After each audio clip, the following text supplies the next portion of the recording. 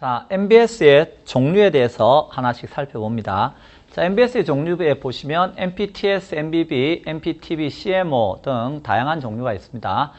이론상의 MBS인데요. 어떤 내용인가 하는 것 정도는 알아두셔야 되겠네요.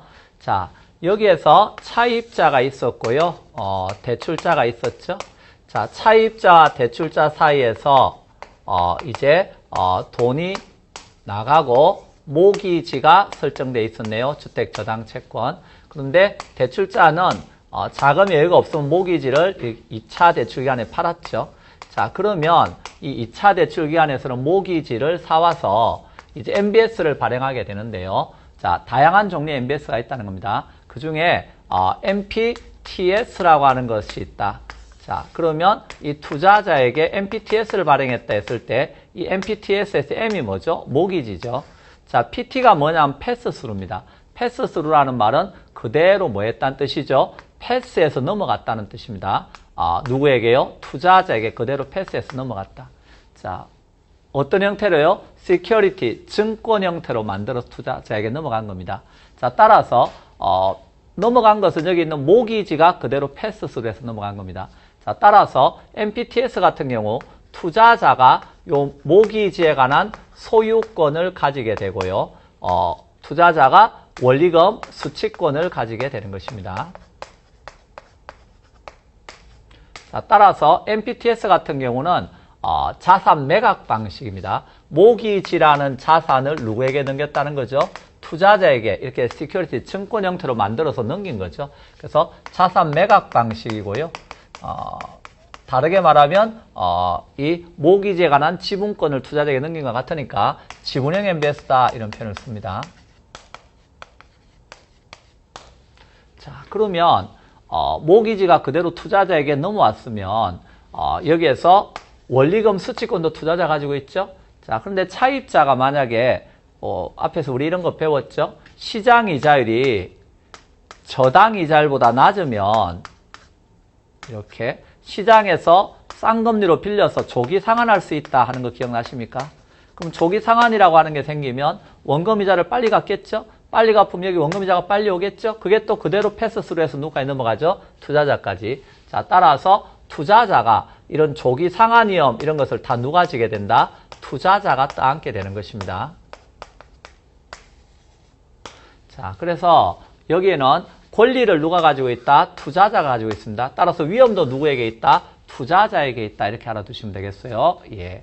자, 투자자가 조기 상환 위험을 안는다는 것은 발행기간에 조기 상환에 대해서 지금 조기 상환이라는 콜이 들어왔을 때 방어할 수 없는 것이죠. 예, 콜 방어 안 된다 이런 뜻입니다. 그럼 투자자 입장에서 안전해요? 위험해요? 투자자 입장에서 위험이 큰 것이죠. 위험이 크니까 상대적으로 뭐도 높아야 수익률도 높아야 투자가 이루어지겠죠. 자, 이 경우는 자산을 매각할 때는요, 담보 이런 걸 잡힐 필요가 없죠. 자산을 매각하니까. 따라서 이 경우는 초과 담보 이런 것이 필요가 있다 없다? 없다 하는 것입니다. 담보가 필요 없죠. 자, 그리고 뭐는 같으냐면 모기지 총액하고 MPTS 발행은 같습니다. 왜? 모기지를 시큐리티 증권 형태로 쪼개어서 투자자에게 매각한 것이기 때문에 그렇습니다. 자, 따라서 모기지와 MPTS 발행은 같다. 그래서 적어도 MPTS와 관련해서 이런 정도 내용 알아두시고 현금 흐름이 그대로 어때요? 이어지고 있는 거 보이시죠? 차입자가 원금과 이자 갚으면 그게 그대로 누구까지 넘어간다? 투자자까지 넘어간다 하는 것이 MPTS입니다.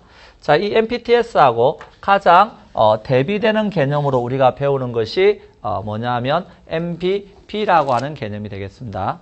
자, 그러면 이 MBB 같은 경우에는 자, 뭐가 MBB입니까? 그랬을 때 이 MBB는 우리가 흔히 채권형 MBS다 이렇게 표현하는데요. 자, 투자자에게 매각한 게 뭐라는 걸 기억해 주세요. 본드입니다. 맨 끝에 있는 B가 본드죠. 그러니까 투자자에게 팔아버린 것은 본드를 투자자에게 파는 겁니다. 자, 그런데 본드는 채권입니다. 채권은 아까 부채금융에 속한다는 거 기억나시죠? 그래서 채권을 투자자에게 파는 겁니다. 왜 채권을 투자자가 왜 사죠? 이거 사면 6개월 단위로 원금과 이자를 지급할게. 그러니까 투자자가 오케이 하고 채권을 산 겁니다. 근데 채권은 종이 쪼가리잖아요. 그러면 투자자가 종이만 보고 있으면 안심이 안 되죠. 그러니까 담보를 요구하게 됩니다. 자, 그래서 발행자가 뭐라 그러냐면, 자, 우리도 모기지라고 하는 자산은 가지고 있다. 이 모기지도 우리가 원금이자 저 차입자한테 받을 자산이다.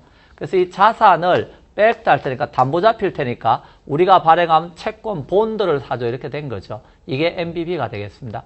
그러면 투자자가 산 건 본드니까 여기 모기지는 누가 가지고 있는 거죠? 예, 그래요. 발행자가 가지고 있는 겁니다. 모기지는. 요것을 뭐 잡혔을 뿐이지 담보 잡혔을 뿐이지 이게 담보되어 있다는 뜻이니까 담보 잡혔을 뿐이지 팔아먹은 건 아니죠. 그래서 모기지에 관한 소유권과 원리금, 수취권 이런 걸 누가 다 가지고 있다고요? 원리금, 수취권 이런 것을 발행자가 다 가지고 있다는 겁니다. 자, 발행자가 다 가지고 있다. 그럼 발행자가 다 가지고 있으니까 위험도 누가 따는 거예요? 위험도 발행자가 따는 겁니다. 그래서 여기 조기상환 이런 게 생겼을 때 이런 조기상환위험 이런 것도 역시 누가 따는다? 발행자가 따는 겁니다. 발행자. 자, 그러기 때문에 상대적으로 투자자 입장에서는요. 상대적으로 투자자 입장에서는 안전한 거죠? 예. 왜요? 위험을 발행자가 다 따놨으니까. 자, 투자자 입장에서는 안전하니까 상대적으로 위험이 적은 겁니다. 위험이 적으니까 뭐도 낮다. 수익률도 상대적으로 낮다. 이렇게 생각하시면 되는 거예요. 자, 그리고 이 경우에 그럼 위험이 적다는 것은 조기상환위험 이런 걸 아까 발행자가 따는다 그랬으니까 투자자 입장에서는 조기상환이라는 콜이 들어오더라도 뭐 할 수 있다? 방어할 수 있다. 방어가 되니까 위험이 적다 이렇게 생각하시면 되겠죠. 콜 방어됩니다. 그리고 모기지는 담보고요. 본드를 발행한 겁니다. 그럼 모기지가 많아야 돼요? 본드가 많아야 돼요? 당연히 모기지가 많아야 되겠죠? 그래서 담보가 튼튼해야 안심하고 본드를 사죠. 자, 따라서 이 경우에 초과 담보 이런 말이 나오게 됩니다.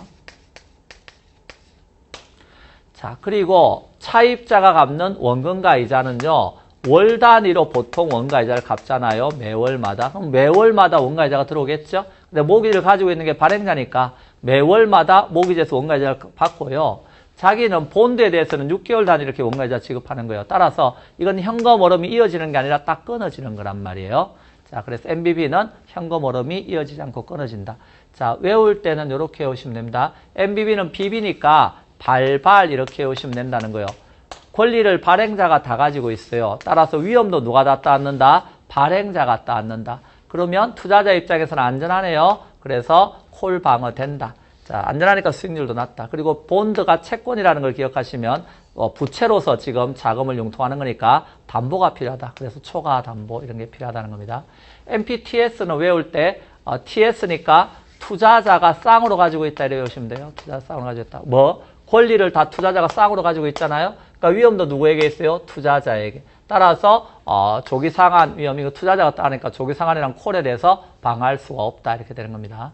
그리고 자산을 매각할 때는 우리가 담보 잡히거나 이런 거 안 합니다. 자, 그래서 이런 내용을 바탕으로 해서 정리하시면 될 것 같고요. 자, 그 다음에 이 두 가지를 뭐 한 것이 있죠? 이 두 가지를 섞어서 혼합한 MBS가 혼합형 MBS. 그 혼합형 MBS가 MBB는 채권형 MBS입니다. 그죠? 채권이니까. 그 다음에 MPTS는 지분형 MBS입니다. 이걸 혼합한 MBS가 MPTB가 되겠습니다. 자, MPTB도 맨 끝에 보면 B라는 말이 보이죠? B는 뭐다? 채권입니다. 자, 따라서 이 경우에 투자자가 사는 건 본드입니다. 자, 그러면 모기지는 누가 가지고 있죠? 모기지는 당연히 발행자가 가지고 있는 겁니다. 발행자가 모기지에 관한 소유권을 가지고 있어요. 요거는 뭐와 같아요? 아까 MBB 발발과 같은 거죠? 그래요. 그런데 가운데 PT라는 말이 보입니다. PT는 페이스루입니다. 앞에 있는 PT는 패스스루라 그랬어요. 모기지 전체가 패스로 해서 넘어간 건데 PT는 모기 중에서 페이는 원리금입니다. 원리금 수취권만 누구에게 넘어갔다는 거예요? 투자자에게 넘어갔다는 뜻입니다. 투자자에게. 자, 따라서 이거는 MPTS적 성격이 되겠습니다. 자, 그래서 두 가지 성격을 다 가지고 있기 때문에 혼합형 MBS다라고 쓰고 있고요. 자, 원리금 수취권을 투자자가 가지고 있다는 말은 이제 조기 상환위험도 결국 누가 따는다는 소리가 되겠어요. 조기에 상환했을 때 그 위험도 원리금을 수취권을 가지고 있는 투자자가 조기 상환위험도 따는다는 뜻입니다. 자, 따라서 투자자가 조기 상환위험을 따습니다. 자, 그러면 투자자가 조기 상환위험을 따르면 조기 상환이라는 콜에 대해서 투자자는 방어하기가 아주 약하다 또는 안 됨 이렇게 쓰는 것이죠. 자, 그래서 이 MPTB 같은 경우는 장기 투자자의 콜 방어 이런 걸 실현시킬 수가 없어요. 그래서 MPTB하고 발행 기초는 동일하지만 MPTB하고 발행 기초가 동일하다는 말은 여기에서 모기지에 관한 소유권은 누가 가지고 있다? 소유권은 발행자가 가지고 있고 원리금 수취권은 역시 투자자가 가지고 있어서 투자자가 조기 상환위험 이런 위험도 떠안지만 장기 투자자가 원하는 콜 방어 이것을 실현시킬 수 있는 채권을 만드는데 그것이 뭐다? CMO라고 하는 다계층 채권이 되겠다. 그러면 CMO라고 하는 다계층 채권은 여기처럼 보시다시피 이제 MPTB하고 발행기초는 동일하죠. 그런데 장기 투자자가 원하는 콜 방어가 가능할 수 있도록 만든 채권이다. 어떻게 만들었는데요? 그것은 이제 채권을 발행할 때 뭐 1000억의 채권을 발행한다. 그러면 1000억을 쪼갠 거죠. 쪼개어서 200억, 뭐 300억, 200억, 300억 이런 식으로 쪼개어서 만기 구조를 달리하는 겁니다. 자, 만기 구조를 달리해서 원금의 지급 순서도 다르게 정하는 거죠. 그럼 여기는 2년 만기, 여기는 5년 만기, 여기는 10년, 20년. 당연히 어때요? 만기가 길어질수록 이자율은 일반적으로 올라가는 것이 일반적이겠죠. 장기 투자니까. 자, 그러면 원금의 지급 순서를 달리해서 이 나누어진 하나하나의 그룹을 트렌치라고 쓰는데 여기는 A 트렌치, 여기는 B 트렌치, 뭐 C 트렌치, 맨 마지막 트렌치는 Z 트렌치를 말습니다. 자, 차입자가 원금과 이자를 갚아서 조기 상환했어요. 그럼 조기 상환했을 때 그 돈들을 어디에다가 A 트렌치에다 원금과 이자를 먼저 지급하는 거죠. 이렇게. 그러면 나머지 트렌치는 그 기간 동안에 이자만 받고 있는 거예요. 자, 그리고 이 원금과 이자를 여기서 다 받아 나가면 그 다음 트렌치에서 원금과 이자를 지급받는 겁니다. 원금의 지급이 연속적인 형태로 이루어지고 있죠. 여기서 다 받아 나가면 그 다음 트렌치에서 원금과 이자를 지급받고. 자, 이렇게 만기 구조를 달리하고 원금의 지급 순서를 순차적이고 연속적으로 지급하게 돼 있네요. 자, 이렇게 되면 조기 상환을 했을 때 차입자가 빨리 갚았을 때 조기 상환위험도 투자자가 따놓는다 그랬잖아요. 근데 조기 상환한 돈은 원금이 들어왔으니까 여기는 원금 상환 용도로 쓰면 된다 이 소리죠. 그럼 나머지 트렌치는 그 기간 동안 이자만 받으니까 조기 상환한 돈이 이 트렌치는 안 들어왔잖아요 아직. 그래서 장기 투자자가 원하는 뭐가 가능하다? 콜 방어가 될 수 있다 하는 시스템이 뭐다? CMO라고 하는 다계층 채권이 되겠습니다. 자, 그래서 적어도 지금 가장 발전된 형태는 CMO가 되겠습니다. 그래서 이런 내용을 바탕으로 해서 여러분 책에 118쪽, 119쪽까지 쭉 정리를 해놨습니다. 자, 120쪽에 보면 MBS 발행의 효과, 그래서 MBS를 발행한다는 결국 유동화시키는 거잖아요. 그럼 유동화의 효과가 나오는데요. 자금 수요자 입장에서는 장기 저리로 주택 자금을 빌릴 수 있게 되고요. 대출기관 입장에서는 그게 보면 BIS 비율이 제고되고 대출 여력이 확대된다 하는 거 한번 봐두시고, BIS 비율이 제고된다는 것은 자기자본 비율이 은행 입장에서 유동화가 되면 올라간다 이런 뜻입니다. 자기자본 비율이라고 하는 것은 자기자본 비율은 자기자본분의 자 우리가 무슨 비율 그러면 알고 싶은 게 위로 간다는 거 기억납니까? 따라서 자산 중에서 자기자본이 차지하는 비율을 자기자본 비율이라 그러고 그것을 국제결제은행 Bank for International Settlement에서 국제결제은행에서 요만큼 가지고 있으라 하고 정한 비율이라 그래서 이걸 자기자본 비율이라고 씁니다. 자, 그래서 근데 자산 중에는 위험한 자산도 있고 안전한 자산도 있는 거죠. 자, 그런데 그 중에 모기지라고 하는 것도 은행 입장에서 자산이라 그랬잖아요. 근데 20년 동안 원금이자 나눠서 갚는 자산, 들어올 자산은 20년 동안 뭔 일이 생길지 어떻게 하냐고요? 그러니까 위험한 자산이죠. 위험한 자산을 팔아버리고 현금이라는 안전한 자산으로 가져오면 어떤 일이 생기겠어요? 위험한 자산이 줄어들죠? 그렇게 되면 그만큼 어때요? BIS 비율은 분모가 작아졌으니까 올라가는 겁니다. 그래서 위험 가중 자산이거든요. 위험한 자산이 줄어드니까 BIS 비율이 증가한다 이렇게 알아두시고요. 그 다음에 그래서 대출기관 입장에서는 금방 돈 떨어지는 유동성 문제 해결할 수 있고 투자자들은 적은 위험으로 국제순 이상의 수익을 올릴 수 있다 하는 것입니다. 정부 입장에서는 주택 보급률을 올릴 수 있고 그래서 경기 조절 정책으로 쓸 수 있다는 겁니다. 자, 이런 내용 한번 읽어보시면 되겠고요. 자, 문제에서 MBS 종류에서 어떤 것들이 있나 한번 보죠. 자, 220쪽 1번 문제입니다. 자, 저당의 유동화 제도 이야기인데 틀린 거 하고 물었습니다. 자, 1번 1차 저당 시장은요. 저당 대부를 원하는 수요자하고 저당 대부를 제공하는 금융기관으로 이루어진 시장. 맞는 말 되겠습니다. 자, 저당은행은 저당회사라고도 하는데요. 저당만을 전문적으로 설정하고 관리하며 매매하는 회사를 말합니다. 3번 2차 저당 시장은 저당 대출기관하고 다른 투자자들 사이에서 저당을 사고 파는 시장이 2차입니다. 4번 2차 저당 시장은 저당 대부를 받은 원래의 차입자와 직접적 관련이 없습니다. 저당 대부를 받은 원래의 차입자와 직접적 관련은 1차 저당 시장에 있는 것입니다. 자, 5번 1차 저당 시장은 저당이 유동화된 데 결정적 역할을 하고 있다. 자, 저당의 유동화에 결정적 역할을 하는 곳은 2차 저당 시장이 되겠습니다. 자, 2번 다음은 저당의 유동화에 관련된 설명인데요. 올바르지 못한 것 이래 물었습니다. 1번 저당 담보 증권의 근거가 되는 모저당이 고정이자이더라도 변동이자율로 발행할 수도 있고 한 개의 저당을 여러 개로 분할해서 저당 담보증권을 발행할 수도 있다. 자, 그래서 여기에서 차입자가 갚는 요 이자율이 고정이자율이라 하더라도요. 요 MBS 이런 거 발행할 때는요. MBS 발행할 때는 고정금리만 발행하는 건 아니고 변동금리로 발행할 수도 있다. 이 소리입니다. 자, 그 다음에 또 한 개의 저당을 분할해서 이렇게 CMO 보셨죠? 예, 여러 개로 분할해서 MBS 발행할 수도 있습니다. 자, 두 번째, 저당의 유동화는요, 자본시장이 침체되어 자금 흐름의 왜곡을 막을 수 있는 제도적 장치로서 역할한다 라고 설명해 드렸네요. 3번에서 유동화의 전제는요, 1차 저당시장 금리가 2차 저당시장 금리보다 높아야 된다 그랬습니다. 그래서 3번은 부동호 표시가 바뀌어 있네요. 자, 3번이 틀린 답이 되겠습니다. 자, 4번 유동화가 되면 대출자들은요 한정된 재원으로 많은 사람에게 필요한 자금을 빌려줄 수 있다 그랬네요. 4번은 맞습니다.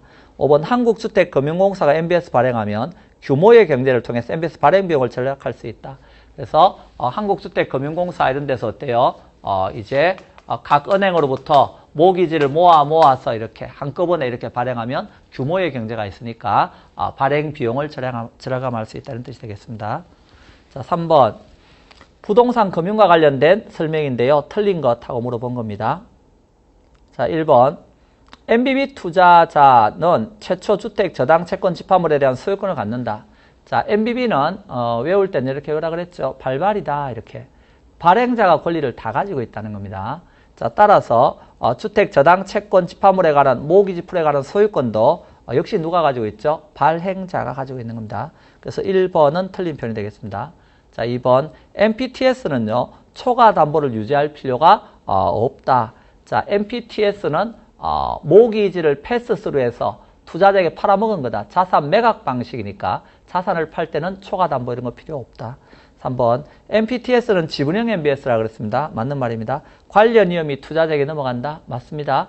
권리를 투자자가 쌍으로 가지고 있다 그랬죠. 위험도 따라서 투자자에게 있는 겁니다.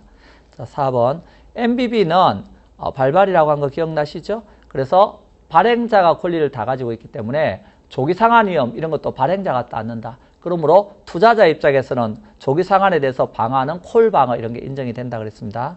자, 따라서 투자자는 발행기간에 조기 상환에 대해서 방어하는 콜 방어가 인정이 됩니다. CMO의 발행자는요. 주택 저당 채권 집합물의 소유권을 갖는다. 자, CMO는 MPTB하고 발행기초가 동일합니다. 자, MPTB에서 모기지에 관한 소유권은 누가 가지고 있죠? 발행자가. 원리금 수취권은 투자자가. 자, 따라서 발행자가 주택 저당 채권, 모기지 풀에 관한 소유권을 가지고 있습니다. 자, 모기지를 모아 이렇게 만든 집합화시킨 걸 모기지 풀이라고 쓰는 거예요.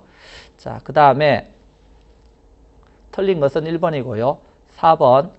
자, MBS에 관한 설명인데요. 잘못된 것하고 물었습니다. 1번. 주택 저당 담보부 채권에서 MBB라고 줘놨죠? 예, 이 내용은 원어를 줍니다. 예, MBB다 그러면 원리금 수취금과 저당 채권을 발행기간에 모두 가지고 있으며 발발이라 그랬죠? 가지고 있으며 발행기간에 신용으로 채권을 발행하므로 위험이 발행기간에 집중되어 있다.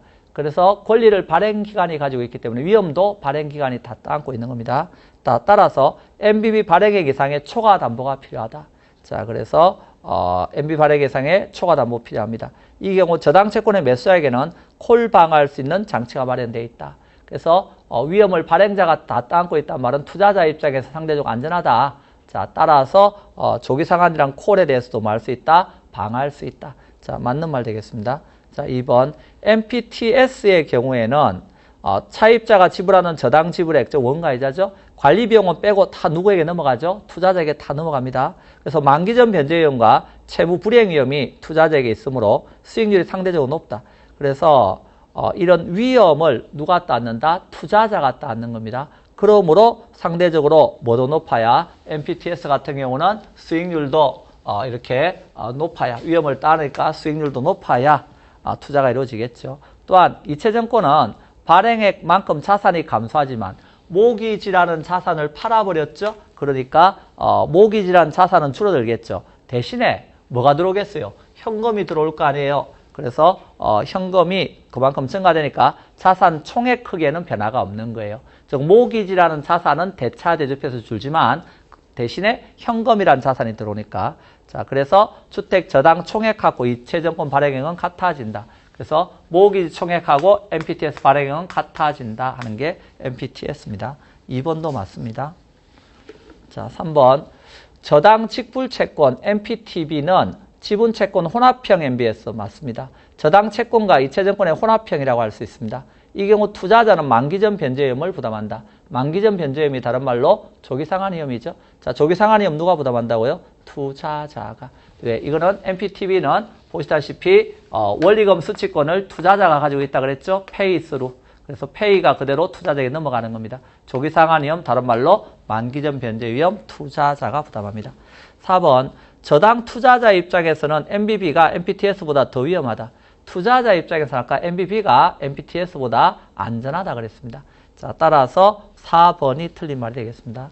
자, 5번 CMO는 저당 차입자의 원금과 이자를 트렌치별로 직접 지급하고 있기 때문에 이체증권 성질도 지니고 있다. 그래서 원리금 수취권이 그대로 누구에게 넘어간다. 누구에게 있죠? CMO도 똑같이 투자자에게 있잖아요. 그 원리금 수취권이 투자자에게 있다. 이것은 MPTS하고 같은 성격이 되겠습니다. 그래서 이체증권의 성질도 역시 지니고 있는 겁니다. 자, 5번 저당 채권의 발행 총액을 다양한 이자율 및 만기 구조를 가진 몇 개의 복수 계층으로 나누어서 순서대로 원금과 이자 지급이 연속적으로 이루는 형태의 저당 채권을 뭐라 불렀죠? 아까 CMO 다계층 채권이라고 불렀습니다. 답은 2번입니다. 자, 6번 저당 담보증권에 관한 설명인데 틀린 것 24회 때 나왔네요. 자, 1번 MPTS는 지분형 MBS다 계속 이야기하고 있네요. 지분형 MBS이기 때문에 증권의 수익은 기초자산인 주택 저당 채권 집합물의 현금 흐름에서 의존한다. 자, 그래서 모기지라고 하는 곳에서 발생하는 원금과 이자 이게 그대로 누구까지 넘어가는 거죠? 투자자까지 이어지는 게 MPTS이기 때문에 그 모기지에서 발생하는 저당 지불액 다른 말로 원금과 이자의 이제 수익을 의존하는 것이 MPTS입니다. 1번은 맞죠. MBB는 발발이라는 거 기억하시라 그랬죠. 투자자가 최초 주택 저당 채권 집합물에 관한 소유권을 갖는 게 아닙니다. 발행자가 갖는 겁니다. 자, 3번 CMO의 발행자는 주택 저당 채권 집합물에 대해서 일정한 가공을 통해서 위험과 수익 구조가 다양한 트렌치 증권을 발행하고 있다. 그래서 이런 만기 구조를 다양화시켜서 이런 트렌치 증권을 발행하고 있습니다. 자, 3번은 맞는 말입니다. 자, MPTB는 MPTS하고 MBB의 뭐다? 혼합형 MBS입니다. 자, 따라서 4번도 역시 맞죠. 5번 CMBS다 그랬을 때 그 CMBS에서 C가 커머셜 그래서 어때요? 상업의 뭐 그런 뜻인데 말 그대로입니다. 상업용 부동산의 모기지죠. 그래서 금융기관이 보유하고 있는 상업용 부동산의 모기지를 기초로 해서 발행하는 증권이 CMBS입니다. 그래서 문제가 나올 때 우리가 모두 배운 표현이나 지문만 나오는 건 아니죠. 그렇지만 CMBS 이런 거 안 배운대요. 그렇다 하더라도 우리가 배운 범위 내에서 어때요? 답을 찾을 수가 있어야 된다는 거예요. 이번에 MBB 같은 경우는 발발해서 발행자가 권리를 가지고 있다는 것 정도는 알아달라는 거죠. 자, 7번에서 MBS 유형 중에서 MBS 이상의 초과 담보가 필요한 것으로 묶인 것하고 물었는데, 자, 초과 담보라고 하는 건 기본적으로 부채로서 자금을 융통할 때는 다 초과 담보가 필요한 거예요. 부채일 때는. 그런데 부채가 아닌 거 하나 있었죠. 뭐였죠? MPTS. 이거는 자산 매각 방식으로 자금을 조달하는 겁니다. 그렇기 때문에 여기에서 MPTS라는 표현이 들어가 있는 것은 어때요? 그것은 초과 담보가 필요 없는 겁니다. 그래서 1번, 2번, 3번, 5번 다 뭐가 들어있어요? MPTS가 들어있죠? 이건 자산 매각 방식이기 때문에 초과 담보가 필요 없는 거예요. 근데 나머지 것들은 MBB라든가 MPTB라든가 맨 끝에 B가 뭐죠? 본드잖아요. 채권을 발행하는 거라고요. 채권을 발행해서 자금을 조달하는 것은 부채금융이기 때문에 초과 담보가 다 필요한 거예요. 그래서 초과 담보가 필요한 것은 4번 MBB와 MPTB가 되겠습니다. 자, 그러면 여기까지 하면 이제 2차 저당시장에서 MBS의 유형과 관련된 내용을 살펴봤죠. 그러면 그 다음에 살펴볼 게 뭐죠? 한국주택금융공사는 어떤 역할을 하는 곳인가 하는 걸 또 자세하게 하나씩 살펴봐야 되죠. 근데 요 내용은 다음 시간에 한국주택금융공사 설명하면서 좀 더 자세하게 보도록 하겠습니다.